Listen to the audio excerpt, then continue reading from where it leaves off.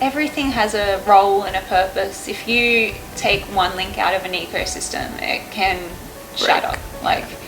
And that's why it's important that we have to consider each and everything individually and then bring the picture back together.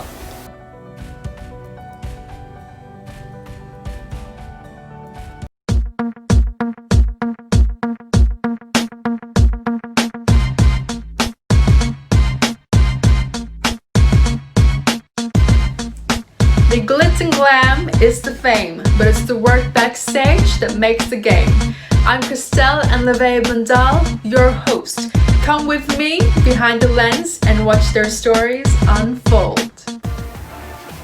Our next guest here on Behind the Lens is from the pageant industry. She's a strong advocate for environmental sustainability, wildlife conservation, and for cancer awareness. She's a very strong woman, one that I know quite well, and I'm really excited to know more about her and her story, her community service, and what she hopes to see in the future. Please welcome onto Behind the Lens, Brittany Dickson. So looking back into your whole pageantry experience, what would you say has been your favourite moment so far? My favourite moment from pageantry? It's a tough one.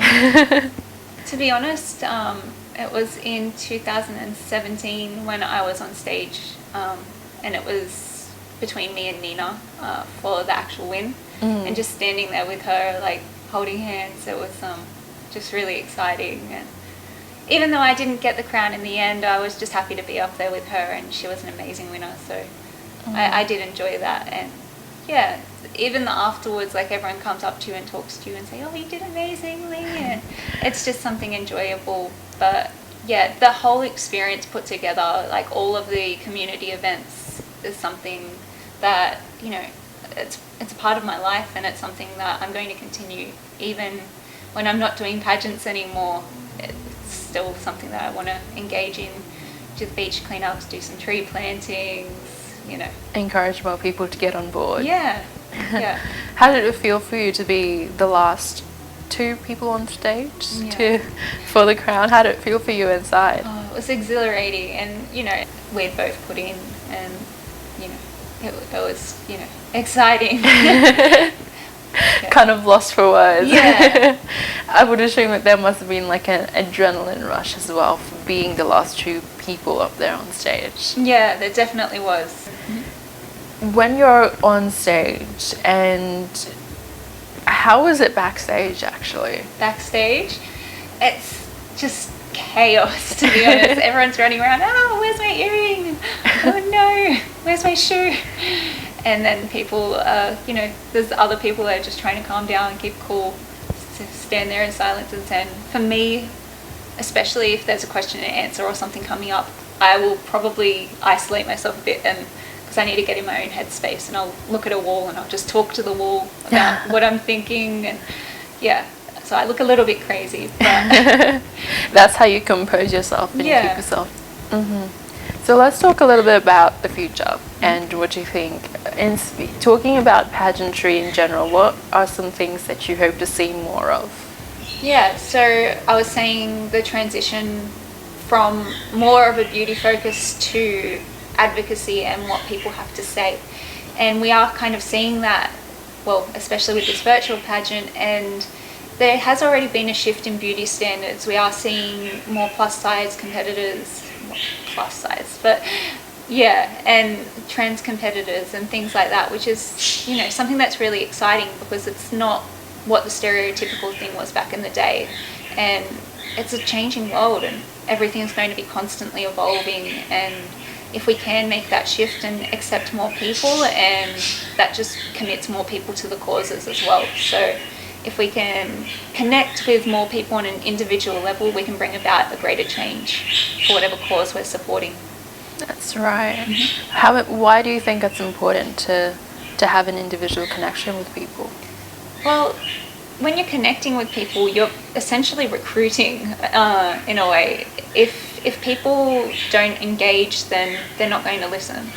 So if you can make that connection, they hear what you have to say, and you're calling to action, I guess, as well. So if everyone was to do that, do you think the organization would be able to make a better impact? I think as a whole, yeah, for sure, the organisation would have a greater reach, and reach is important. We need as many people backing whatever we're doing as possible. So. And let's talk about your personal goals. What are some things that you are hoping to see yourself achieve in the future? So I'm still working with my team and I'm happy where I am, but ideally one day I'd like to shift more into the field kind of research element. So actually being on the ground and directly kind of engaging with animals and specific conservation projects. And from there, it would be amazing to get some achievements done, maybe, you know, boost a population by whatever percent, and you see that happening. And from there it would be great to, you know, shift into film and documentary and actually highlighting what's going on and what people can do. So how do you think that would feel for you to be out there on the actual ground doing the research? It would be a dream, to be honest. Like, I know it can be smelly and dirty, but it's yeah, there's nothing that compares to it. Like, as I said, when I was a kid, I loved being out in nature, and I still do. So actually being on the ground would be bringing that all back in full circle. So what are the steps that you think will take you to that kind of dream ideal for working on the ground? Yeah, so I've already completed a Bachelor of Animal and Veterinary Bioscience at the University of Sydney. So I've done the education kind of side of things, and now a lot of it's networking. So I'm at national parks at the moment, and I'm hoping to meet different people along the way. And yeah, if I can find a spot, I'll definitely jump on that as soon as possible. But yeah, I have an affinity with almost all animals, so I wouldn't care whatever came up. I'd just be like, yes, help me, I would go. So whether it be little mice or birds or dolphins or fish, whatever. You just want to be out there in direct contact with animals and helping them in research and helping our nature here in Australia better. Or around the world. I'm happy to travel. Anywhere to take me. So let's also talk about, you mentioned before that you wanted to be part of like documentaries. Talk a little bit about that. How do let's say people in the wildlife industry get involved in documentaries? To be honest, I'm not entirely sure.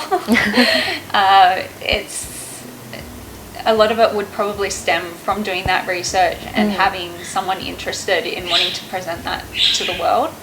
And I guess as an individual, what you've done with Behind the Lens, you've kind of just put yourself into it. So I guess I could take similar steps and follow your lead and kind of set myself up with the camera and head out. Start documenting yourself. Yeah, but having that licensing background, I do know there are lots of kind of little things that you have to consider, and you have to do things the right way.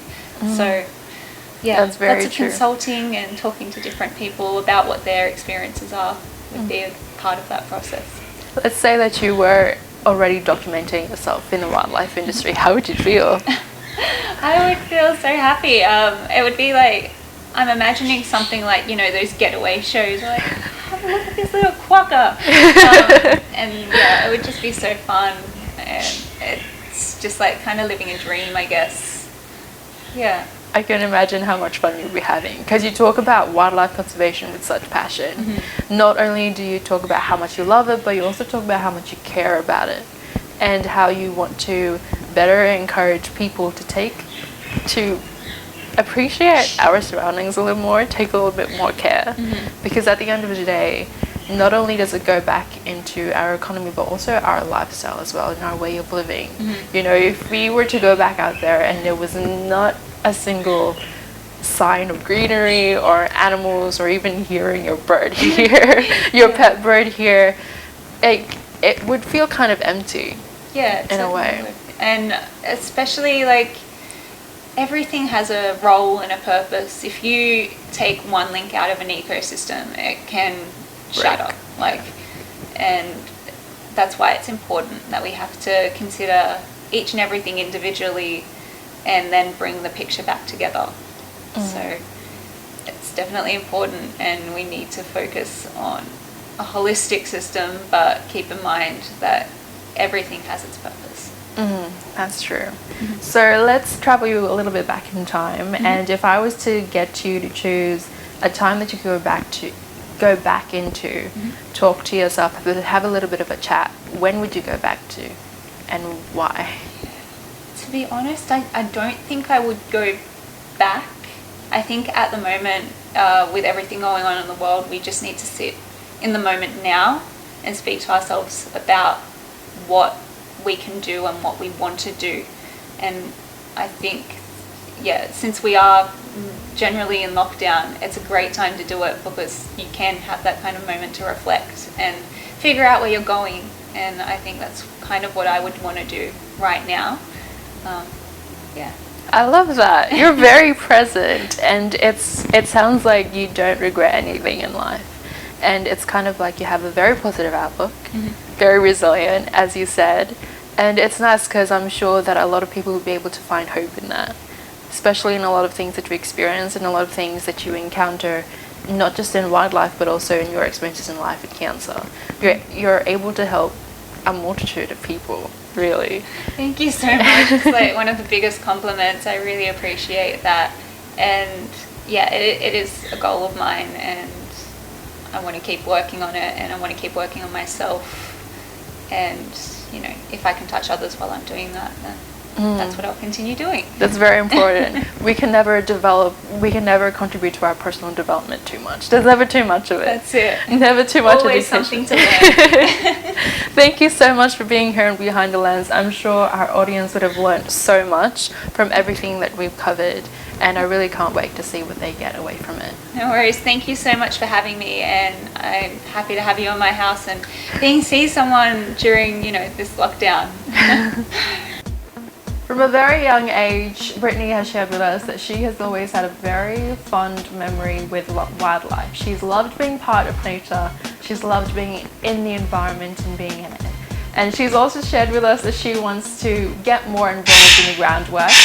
She wants to be more part of the research, and hopefully one day she gets on her own documentary. I'm really excited to see that part of her journey, and I'm sure she'll get there one day. I was also really excited to talk to her about her pageantry experience, how she got involved with it, how she does her personal development, how she practices and prepares for it. And it's been really interesting to see her insights, as well as how she's been able to impact other people, not just in the environment and wildlife and industry, but also those who have been impacted by tough and dark times in their life, such as those who had suffered or been diagnosed with cancer.